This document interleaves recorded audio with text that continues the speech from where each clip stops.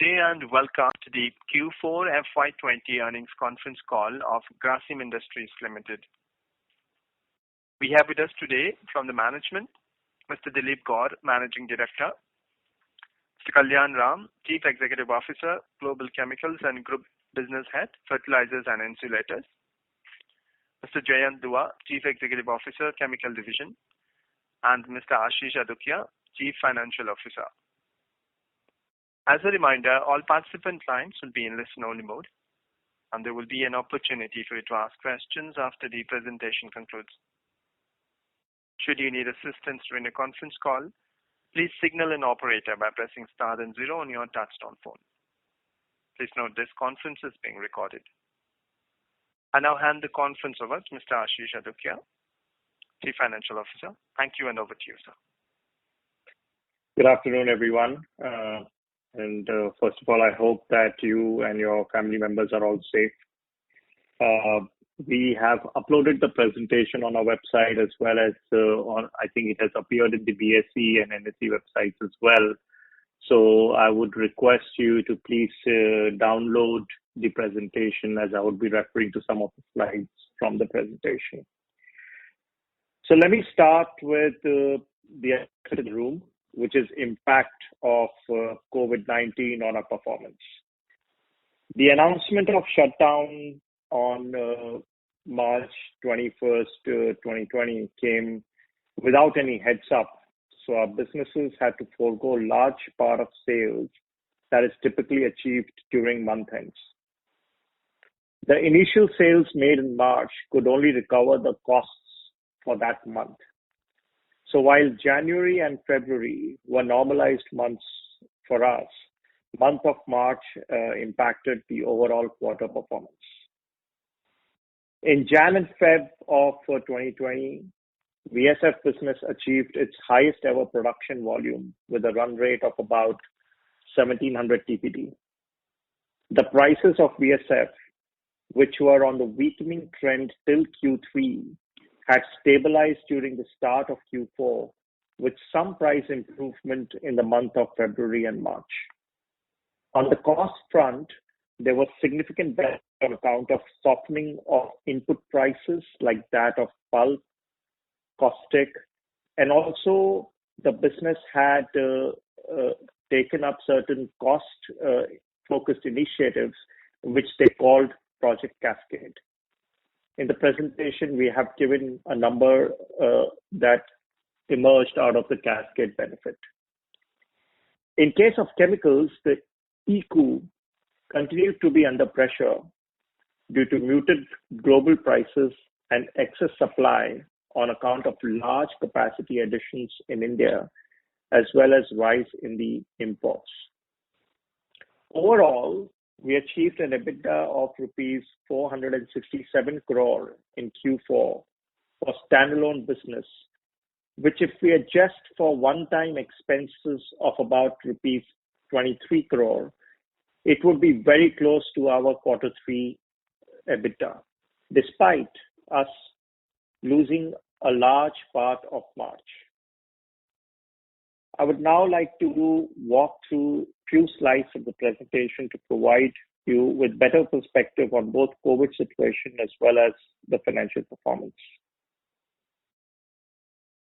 So on slide 5, when the lockdown was announced, we had temporarily suspended operations of all our plants except for fertilizer, which had continued the operations through the lockdown. Chemicals and VSF plants received permissions to start operations over April and May as we produce certain essential items. At the current junction, VSF plants at Nagda, Kharach, Vilayat have assumed partial operations, while Harihar is expected to resume operations shortly. The VSF plants are operating at 30 to 40% capacity utilization, which is growing at a graded way. And all our chemicals plants have resumed operations partially in May, and for June, the capacity utilization stands at 60%. Overall quarter will be lower capacity utilization than the June utilization, obviously. Our business continuity plan is focused on employee safety, which includes ensuring safety as they resume work. Many of our plants have adjoining staff residential colonies, which helped in returning to work expeditiously. Second is cash. We have maintained healthy liquidity and have raised some amount of debt, taking advantage of very competitive rates. Third, focus on entire value chain. We have optimal level of raw material inventory to run the operations. After some initial hiccups on supply chain and logistics, it seems that we are in normalizing now. We've had a clear customer focus. We have to work closely with our customers and help them in their initial restarts. So if you go to slide 10, on consolidated basis for FY20, Grasim reported strong financial performance with revenue of 77,625 crore and EBITDA of 13,846 crore and PAT, which is after extraordinaries, of about 4,425 crore. And on standalone basis, Grasim reported EBITDA of 2,836 crore and PAT of 1,270 crore. Let's move to slide 13. Yeah. So for the entire year, at the standalone level, while we generated EBITDA of 2,836 crore, we actually generated net cash from operations of 3,159 crore. This has helped us maintain strong net debt to EBITDA ratio of 1x. The standalone gross debt includes rupees 322 crore of interest-free loan from special banking facility provided by Government of India against the fertilizer subsidy due. In fact, in Q1, this loan has already been repaid with subsidy release from the government. It should ideally not be counted as debt. It was as though the subsidy had come to us through SBA, the special banking facility.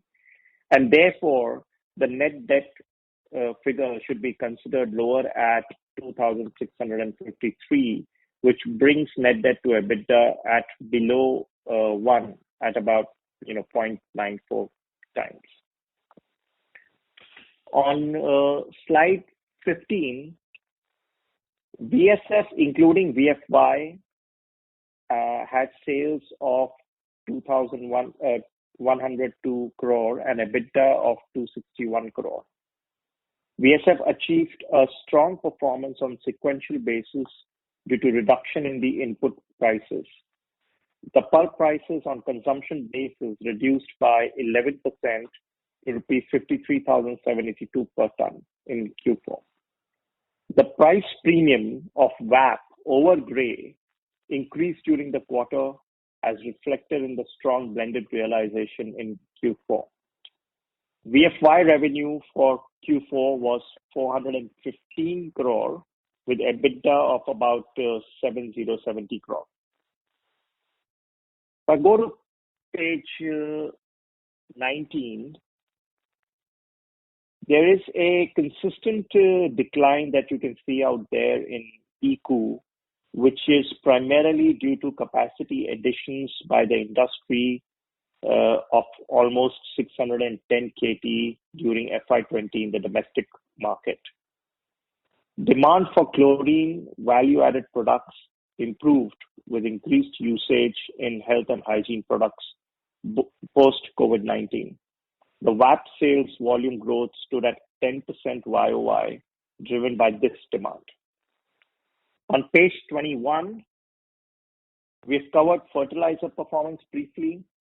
Key highlights are that we've received communication from government allowing us fixed cost reimbursement retrospectively. This improved the Q4 EBITDA by around 23 crore. This amount is for the entire year, just clarification. Second important growth levers in the business performance of fertilizer is that of Purak. Our fertilizer business provides agri solutions, seeds, crop protection products, soil health products to farmers under this brand name Purak. This is basically the non-urea business. These products are sold through our distribution channel, which sells urea as well, and plus there are more tie-ups. Purak actually contributed almost 28% of the overall fertilizer EBITDA for FY20. There was maintenance shutdown during Q3 as well as in Q4, due to which we lost some production in fertilizer during the year. Grasim released its maiden sustainability report with ambitious targets to achieve global leadership in sustainability. The VSF and chemicals business and other businesses as well have taken targets on safety, water, emission front. The details are all covered on slide 31. Yeah. Overall, COVID has had a major impact in March 2020 as well as Q1 of FY21. Looking at the future, which we are focused on our strategy to make our business even stronger. And a few points how we're thinking of making it stronger is to reduce fixed costs further and look at other cost optimizing measures like we did in case of Project Cascade for VSF. There is still further scope to reduce fixed cost. Focus on value-added products which give us better margins, and have a calibrated approach to CapEx, which is currently being kept on hold till we have visibility on the economic outlook. So that's it from my side. I will now hand over to the operator for Q&A.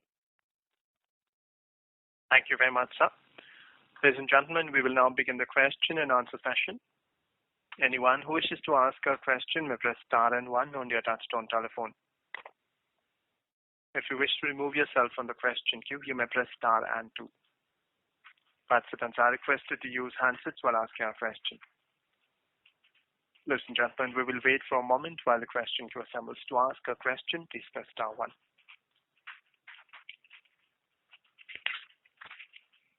We have a first question from the line of Gunjan Prithyani from JP Morgan. Please go ahead. Yeah, hi. Hi, thanks for taking my questions. Just two questions from my side. Firstly, on the VSF business, there is clearly, when I look at the slides, at the margin, I see that prices seem to be reflecting some stabilization.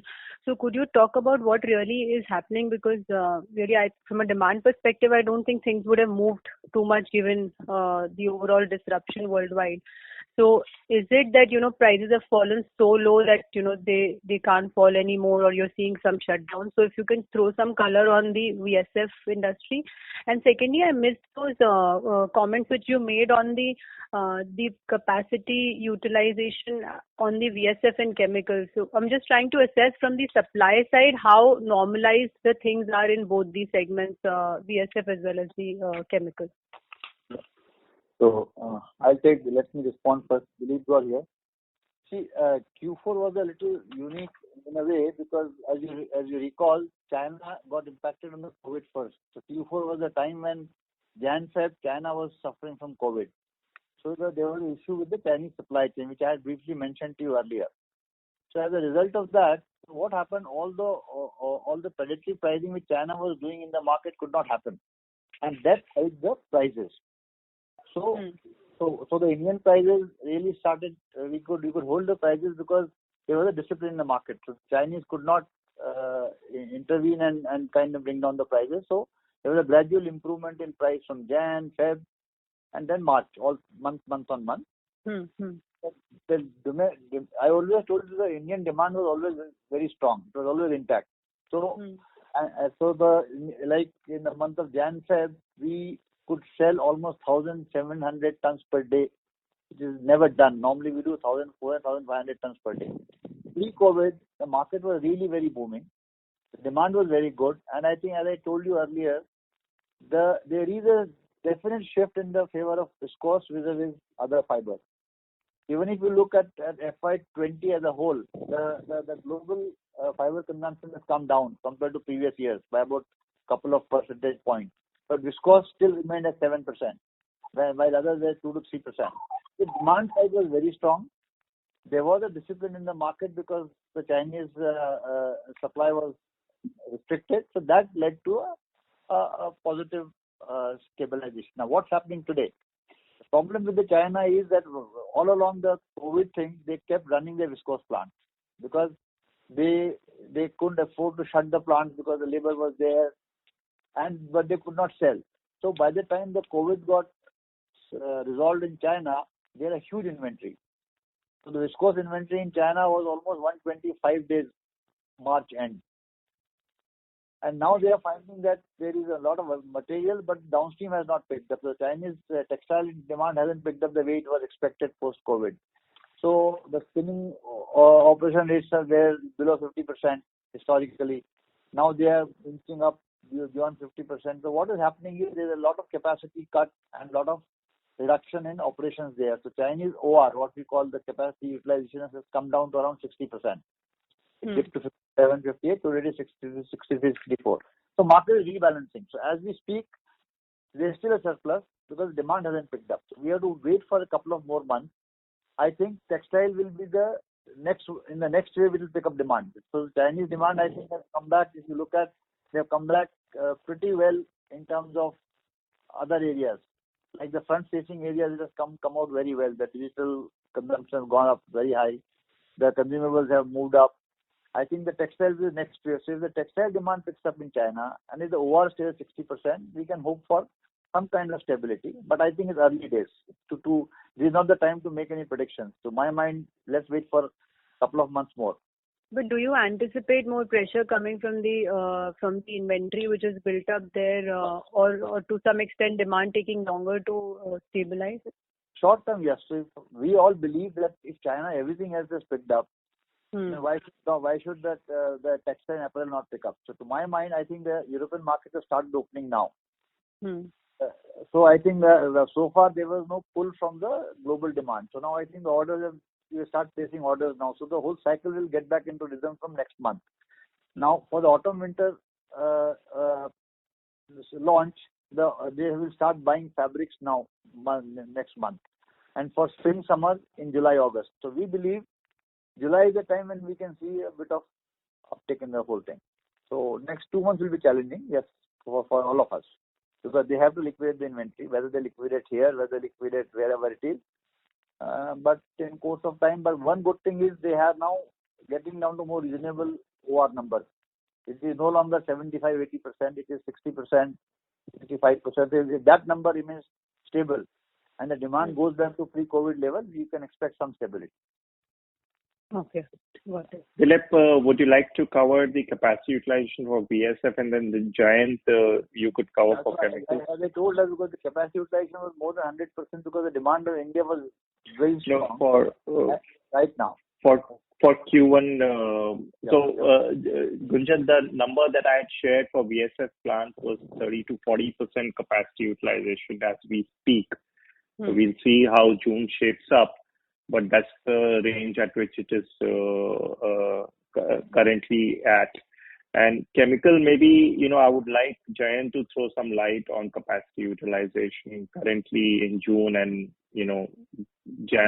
April. And yeah. This VSF is 30-40% more because demand is yet to normalize. There's no. I'm just assessing. Is there any supply chain issue that we could have in the near term? Given most industries are facing a supply shock also along with the demand. No, Gunjan. In case of VSF, it's a little different. When we had shut our plants also, we had made sure we took some time to shut them down. They are continuous process plants. So we built up enough inventory with us and at the customers, and when they start, there will be no interruption.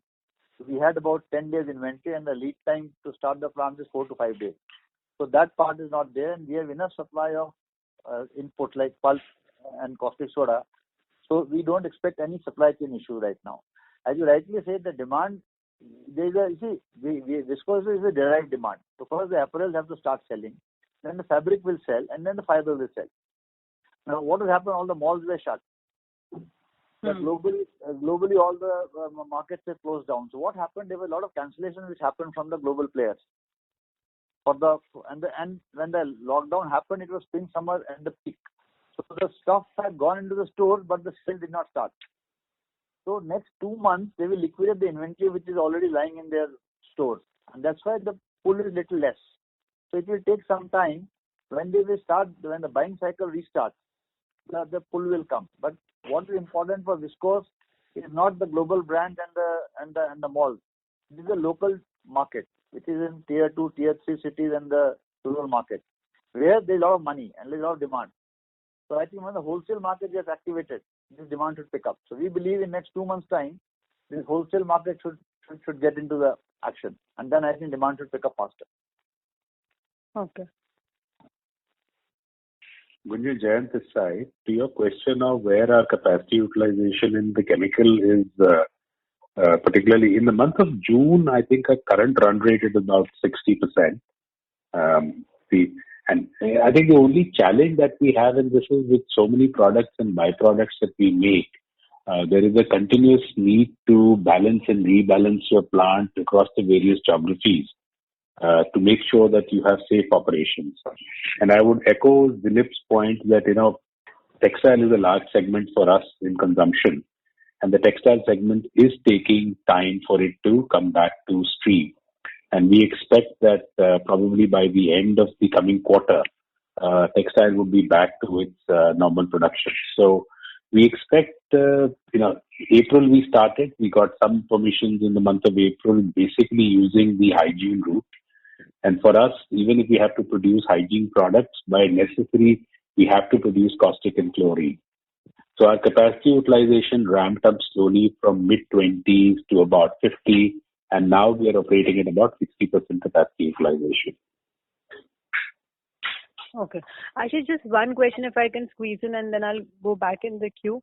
On the capex, when we had the call some time back, you had mentioned that you give us more sense on how we are reassessing the capex for F21.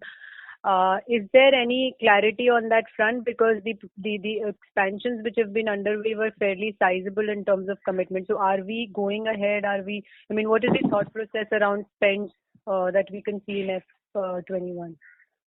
Yeah, I think it's little early for us to assess what about the capex plan. Sorry, there was some disturbance about our capex plan. So I think as we get more visibility, right now we are just in the phase of increasing our production and looking at the market. I think we'll have better clarity by end of the month. So next quarter, we will possibly finalize our full year plan along with capex.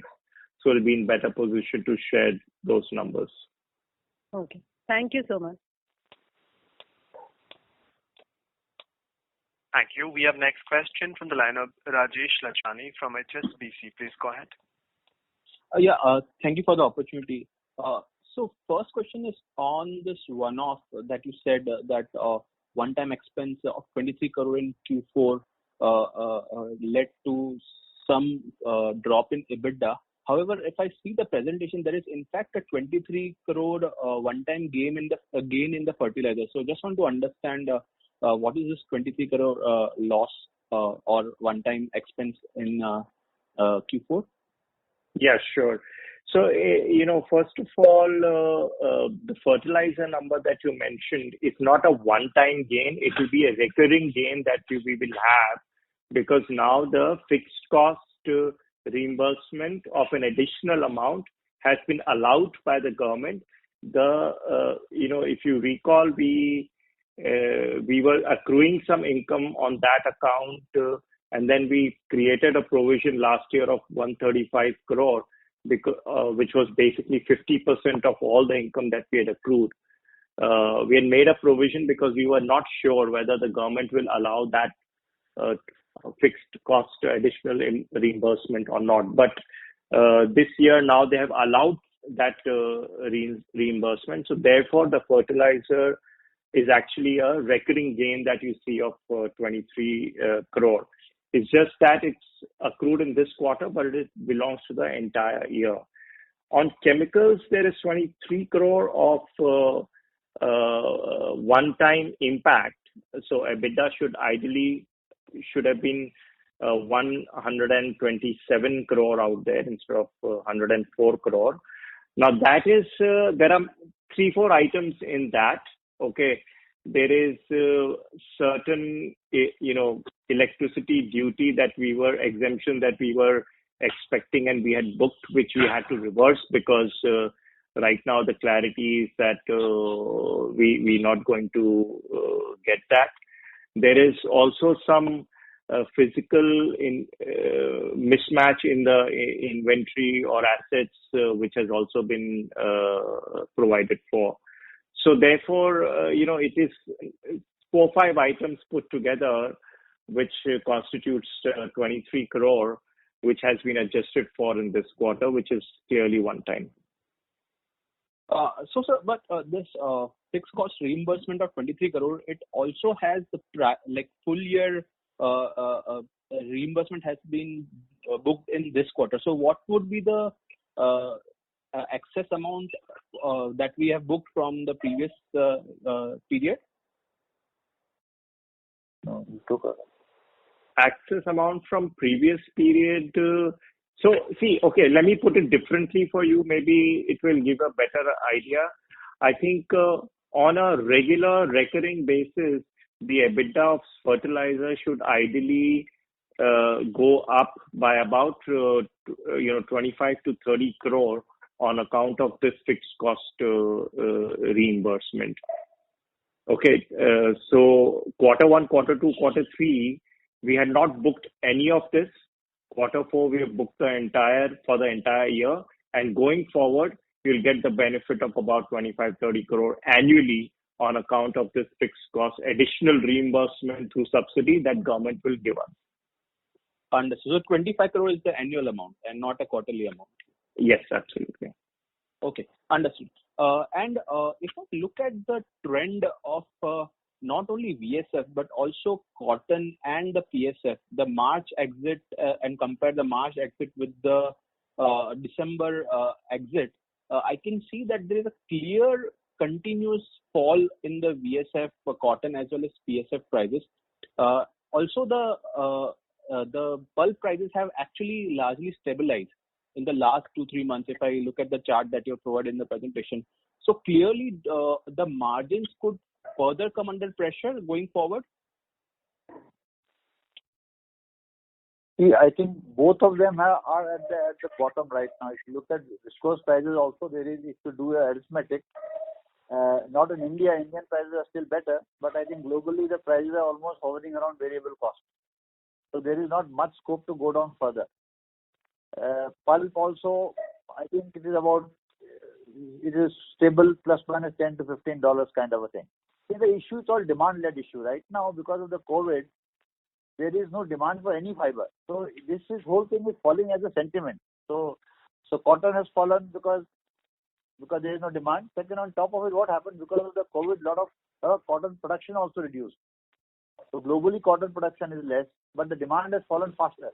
So the production of cotton from 26 million tons has dropped to 25 million tons, but the demand has dropped to 23 million tons.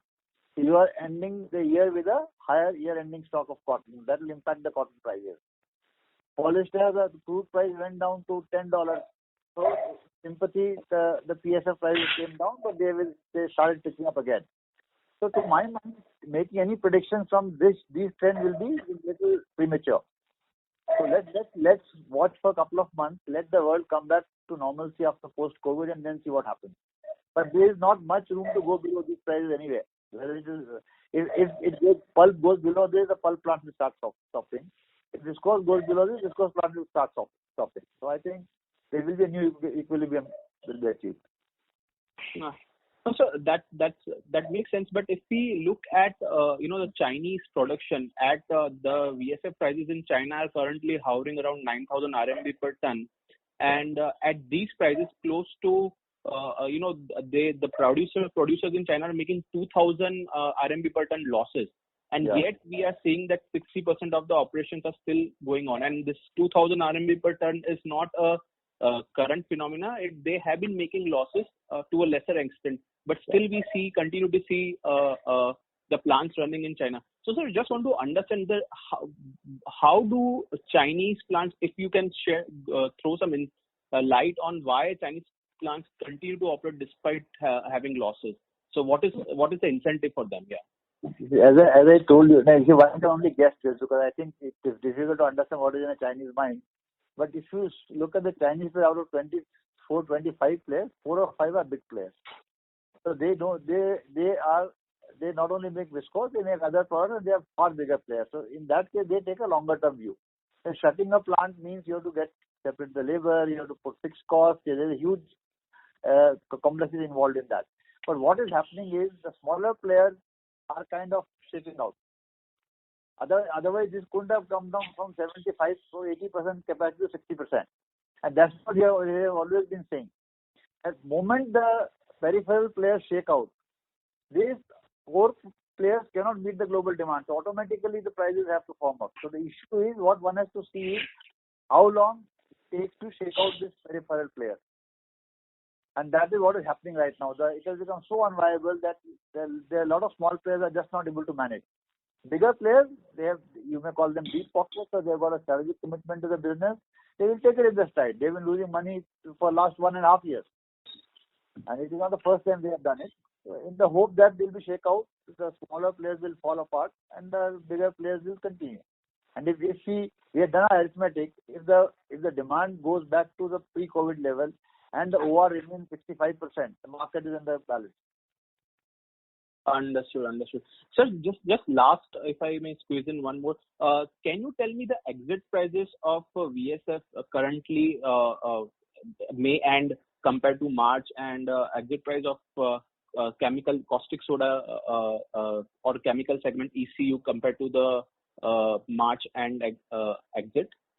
For which market? India? Which market are you talking about? India. Yeah. So this was the one that. So the March end we've already shared with you in the presentation, right? On slide 19, you will find the ECU, which is 26,600 for the quarter.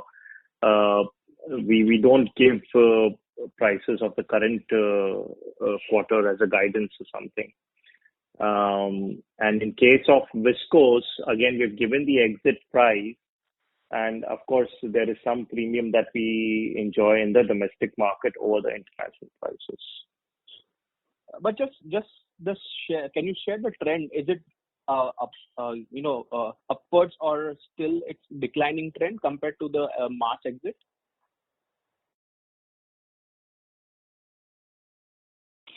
No, so I think, see, right now the price, and which Dilip has already mentioned, is little bit theoretical in April, because there isn't proper uptick in demand. I think when there is a proper demand, when everyone restarts, is when you can really talk about the price, which is more an equilibrium price. So it is, it would be irrelevant to give a price of, say, April or May. Understood. No worries, sir. April, nothing was running. May also, most of the textile production centers are in a red zone. So this handling transactions, the price is absolutely a number. It doesn't mean anything. So let's wait for June to happen, then we'll see. Yeah. Sure, sir. Thanks for responding to my queries. Thanks a lot. Thank you, sir. We have next question from the line of Gaurav Rateria from Morgan Stanley. Please go ahead. Hello. Yes, please go ahead. 2-3 questions from my side. So firstly, on the margin, sir, given that the expectation is that the prices may not fall further for VSF, it's already at the variable cost, and there will be some more input cost benefits which could keep coming in on the pulp side, on caustic side. Do you think we have bottomed out on the margins for VSF as well as for chemicals, given that input cost benefit will come for chemicals as well on the power side and some fixed cost reduction side? You want to take this or Ashish? Yeah, no, please go ahead, Dilip, with VSF, and then we can follow it up with chemicals. No, I think that was the prognosis I shared with you. But as I again told you, let's wait for a couple of months, then take a call, because right now we don't believe there is a further room. But if somebody wants to get into a harakiri, then there's nothing much you can do about it. So fact of life is, yes, based on the arithmetic, both of them have bottomed out. The good thing which we have not shared in this so far is viscose goes in two applications, textile and non-woven. Now, one thing which positive has come out of COVID, the non-woven market has boomed. So it goes into the facial wipes, it goes into the hygiene applications. So there's a lot of viscose both in China and elsewhere, and in India also is getting diverted to the non-woven side of the business. And that also will bring in some balancing. And there you got a much better premium. So today, every player who used to make, say, X percentage of non-woven is making 2X percentage. So the whole market is equilibrating. So while the textile may go down, the non-woven may go up. Even in India, we have started making non-woven again. So I think it's a bit of a flux situation. Let's wait for things to clarify. Let me probably cover that differently, Gaurav. I think if you see, pre-COVID, okay, I think there we could have said that it has more or less bottomed out, right? Because we got the advantage of pulp, and we had the price which was not fully recovered to what we had earlier in FY19 and Q1 of FY20, etc. But we had a reasonable stabilization in the price, right? And in case of chemical also, the eco had come down quite a bit. And power cost, we will keep changing the mix to improve that. But it's more of a fixed cost than a variable cost. It's not linked to the thing. So if you look at pre-COVID, I think let's forget about this temporary disruption that has happened, because that will only impact your Q1 and maybe Q2 of FY21. But hopefully it will not go beyond that. So if you talk about a normal cycle, then I would assume that it may have bottomed out in Q3 and Q4. And also two more questions. One on the ADD side, the government is probably reviewing the ADD from China on goods imported from China and Korea on the chemical side. Any understanding or any feedback from what it looks like, and why the imports really is an issue for chemicals if China is really not active there in the market. And secondly, question specifically for Ashish, in the current environment, when we are reviewing the entire organic capex, what is the headroom for investment in group companies, even if on a return ratio those investments may look phenomenally well? What is the headroom left for us to do any investment? Thank you. Sure. So, on headroom, so ADD, Dilip, would you like to cover on VSF? About chemicals, you asked me. I think that. Sorry. So chemicals, Grant. Yeah. So I think the point which Ashish was making that while China does not really import too much into India, but I think the local Indian capacity, which came up by around 610 KT, and if you look at from a demand perspective, a demand all India at about 4 million, a shade lesser. And if that kind of capacity comes on stream, it's a significant capacity increase, which has actually impacted the overall prices of caustic. And also from the overall perspective, while China does not impact directly India, but it impacts Southeast Asia and other places. And a very similar story, which Dilip was talking about in VSF, also is the status of story in China. The only difference is that majority of the world, barring India, works on chlorine as the main product and caustic as a byproduct. So the number of dynamics by which the caustic market got impacted globally was significant. Even today, the vinyl demand has really not come back. So there is a chlorine excess available in the market, and by that matter, plants are getting re-rated, or new balances are being found out. And I think this uncertainty globally will continue. People are carrying high stocks of caustic across the system, including India. But as and when demand picks up, which is picking up slowly, I think that balancing will happen. So it's very difficult in the current environment of April and May actually to say what is going to be, it's looking improving with every month, and I think the trend will continue there. On the headroom, Gaurav, if you see that, we've spent this year 2,828 crore towards CapEx, and the remaining from the sanction is about 4,900, which will be spent over a period of time. We have to sit down and recalibrate on how and when we spend the amount, and also how much to spend. Is it likely to be 4,900, or is it likely to be lower? So given a current scenario, we may draw out a scenario where we have a lower capex as well. So it's difficult to say what is the headroom for investments otherwise. But if you theoretically calculate, then you'll generate, if suppose same EBITDA is this year of 3,000, and you use 3,000 crore towards the capex, and so you won't need to probably raise debt. But over a period of time, maybe if there is some deficit and you have to raise debt, then also there is enough headroom AAA rating. They are the calls that we are comfortable to go up to 2.5 times or so on a standalone basis. But beyond that, also the rating won't get impacted. But I think we wouldn't like the ratios of net debt to EBITDA to worsen beyond that level. But that also, according to me, is a little bit theoretical. So I think we are comfortable at these levels, and there is no proposal at all of any investments in group companies, other than we've seen the ABFRL rights announcement. Our share in that is somewhere around 10-11%, and their announcement is of decision on participating in that right when the time comes. Thank you.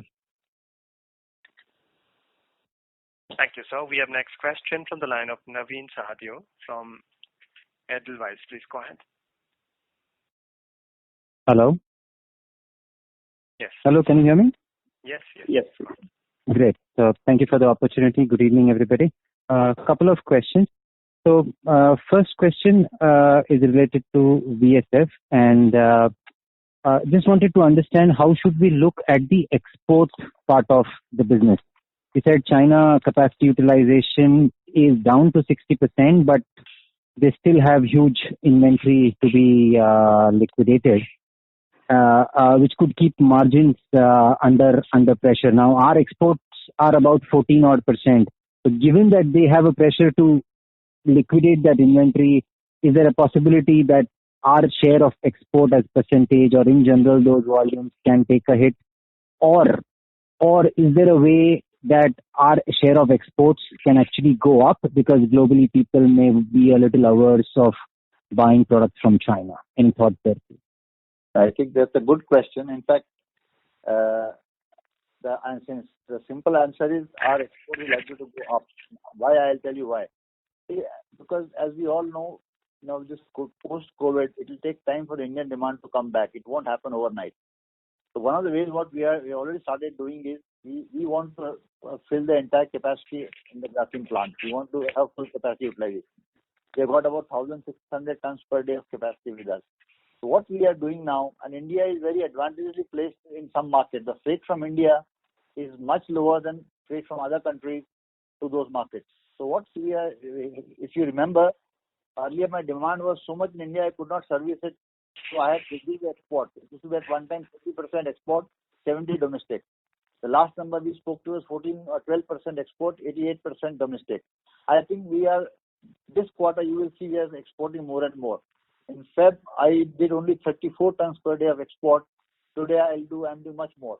So I think what we are doing is, whatever the demand gap between the capacity and the local demand, we are trying to maximize exports from India. And so that 30, sorry, continue. Sorry to cut. The freight, it may not have the same margins as what will happen in domestic market, but we do make more money than other exporters from Southeast Asia. So the 30 to 40% of the current capacity utilization that we are running in the viscose, that is including the export benefit. No. This was domestic. You see, it is what happened. You must understand. April was full lockdown. Then it got extended to May. While some opening happened on 18th of May, but all the textile centers, you take Ahmedabad, you take Surat, you take Jaipur, you take Erode, you take Bhiwandi, they all remained in red zone. So textile market did not open for entire month of May. It's only after 2nd June or 3rd June is that things have started opening up. So like Jayant was saying, we are seeing every week an increase in demand. So it's more sentiment than the demand pull, but the sentiments are really, really positive. So as we speak, the 30 to 40% was the captive demand. And the balance will, I'm not saying entirely will go to export, but we are trying to top it up with export. And the idea is, because this build-up will not happen we expect about 80-85% demand in domestic market only by Q3. So till that time, we'll try to maximize exports, and again, exports will come down and domestic will take over. So in the interim, you're saying, so if India can come back only in Q3 to about 80-85%, does export really have that much potential to take it up to, let's say, I don't know, I'm just throwing some numbers, 60-70% of overall utilization? Can export be that big an opportunity in the interim? Yeah, but it depends on what price you get. So I think we don't export like Chinese, so there is a cut-off price. So if there is a viable price, we'll do it. There is enough. Look, the global market is about 6.5 million ton market. I am talking of 500,000 ton capacity, 600,000 ton capacity. So we don't have a huge volume to sell. The issue is at what price we get. Understood. So we selective in terms of the margins. Yeah, understood. Thanks. Second question was just about CAPEX, and I know Ashish sir did say that clarity will come only post Q2. How do you look at CAPEX? But is it fair to assume that the planned CAPEX of 235 KT in VSF, that is certainly delayed and will not come then in, let's say, at least till first half of FY22? Is that a fair thing? As in, because if, let's say, things were to normalize, I'm only trying to understand if Q3 you are expecting India to come back at 80-85% and keeping fingers crossed there in FY22 then turns out to be a much normal year globally. When should we start looking at then the volume benefits from the new plant? Thanks. So see, I think these are the questions we are asking ourselves as well when we are sitting down on CAPEX and having a discussion. I think if you were to come back with a scenario that let's kickstart the VSF capacity and increase immediately, then we probably lose a quarter, which means that September, December, what we were talking about can spill over to quarter one of following year. But again, we have to sit down and discuss these timelines and then come back to you. Okay. Dilipji, just one follow-up, if I may, please. Has exports from China come down as a percentage? Any color that you have there, that will be helpful. Thanks. See, Jan, Feb, March, it did come down because they could not supply. But now they are back in the export market because they also have same issue. The domestic demand hasn't picked up the way they had thought. So they are back in the export market. Otherwise, China was only exporting 10% of their production. They were all locally focused. Despite all the capacity, the Chinese market could absorb most of the viscose production. So I think right now, as we speak, they are in the export market. But I think it depends on how well their domestic demand picks up. Understood. In a normal scenario, China's exports is just 10% of their total volume, correct? Yeah. Not even that also. Okay. Thank you. Thank you very much.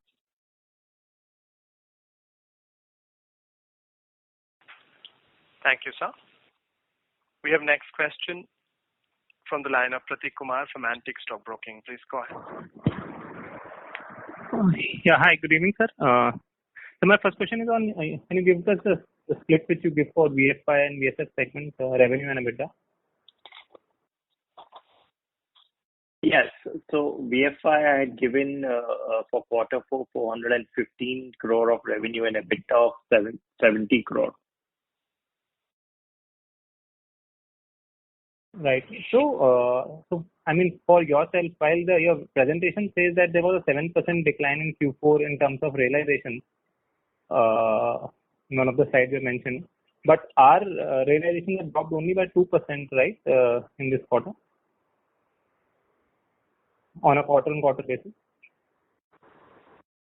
Sorry, which data point are you? In the presentation on slide 16, you mentioned that gray VSF realization is down 7%. I think this is industry you are talking about, or this is for the company? So industry. Yeah, that's an industry. Right. So our decline is only 2%, right? Yeah, company is less. Right. So this is due to higher share of value added, or I mean, we have yielded less to imports in this quarter, like, because last quarter it was worse versus, like, I think industry. And our VAT also has gone up this quarter. Yeah. So there are two reasons basically. This is stabilization of domestic price. It's not worse from what was there in quarter 3. In fact, it had improved towards Feb and March pre-COVID. And plus, there is there's a share of product mix. In terms of product mix, there's a share of VAP, which there was in fact an expansion of premium of VAP over the gray. Right.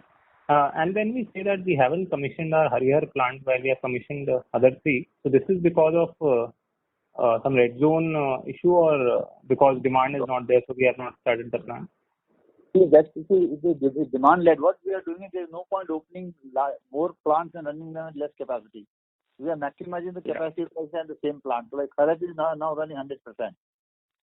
So then now Vilayat we are starting. So we'll fill up Vilayat and then slowly we are going ahead. So we are in tandem with the demand. We are ramping up the plant capacity and number of plants.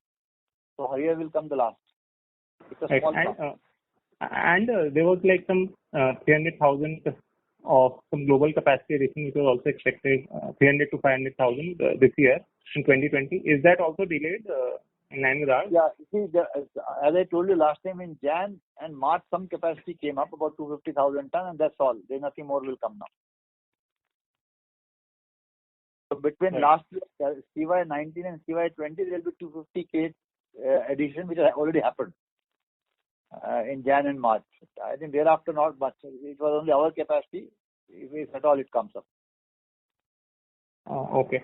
And when we say that in the caustic segment, this 610 KT capacity is come, so is this all which is supposed to come for domestic players, or more like Meghmani capacity was expected, or some other players were expected? So all of that have come now on board? So it's a graded way where you look at it, because all the capacities which were supposed to come in the last financial year have come in.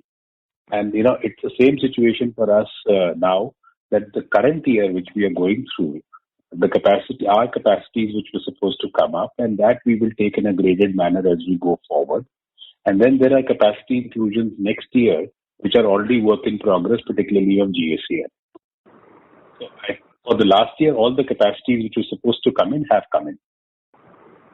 So now yours and Gujarat LP's capacities are pending, and everyone else is as of now, as of today's plan, and there are plans which have been announced by others, but looking at, I think everybody is reviewing the situation of demand and what we've been talking about, and I think in the next couple of quarters clarity will emerge. Okay, and just one question on caustic prices. In the presentation, from raising calculation, it seems like ECU realization has fallen by 4% for yourself in this quarter. So is the decline worse than industry because competition seems to have like lower decline on a quarter-on-quarter basis, and that's why our EBITDA drop is also steeper? No, I don't think so. That is a fact. As a matter of fact, if we compare our ECU with a couple of our competitors, our gap between their ECU and our ECU is actually maintained or has even gone better. So I think the EBITDA drop could be a function more of the one time rather than from an ECU perspective. Okay. And on slide 9, you have given some cost focus numbers on viscose and chemicals. So these are for annual FY21, which we expect, like this kind of savings. No. So let me just clarify out there. Those are not those are what has been achieved. Okay. Now this is combination of the pulp price. For example, the pulp prices have come down. Caustic prices have come down. So therefore, there is overall saving of 460 crore overall for the year for us. Plus, there is also, conscious cost-cutting measures, like I said, through Project Cascade that we had done.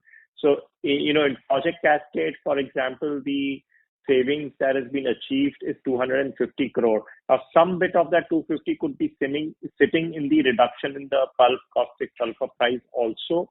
The cost that is mentioned in the as 460. The reason is, for example, one of the measures that we have done in Cascade is the consumption norm.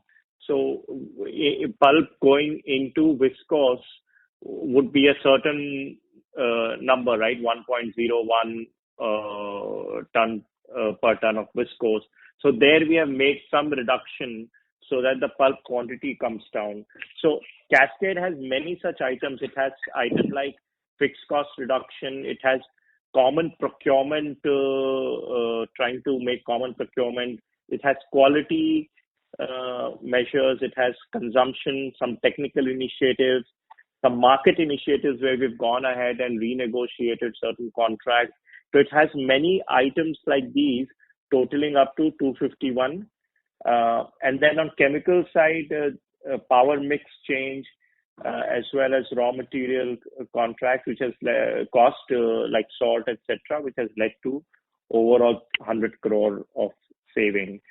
So just one, again, I will repeat for sake of clarification that there could be some overlap between 251 and 460 that you see on that slide.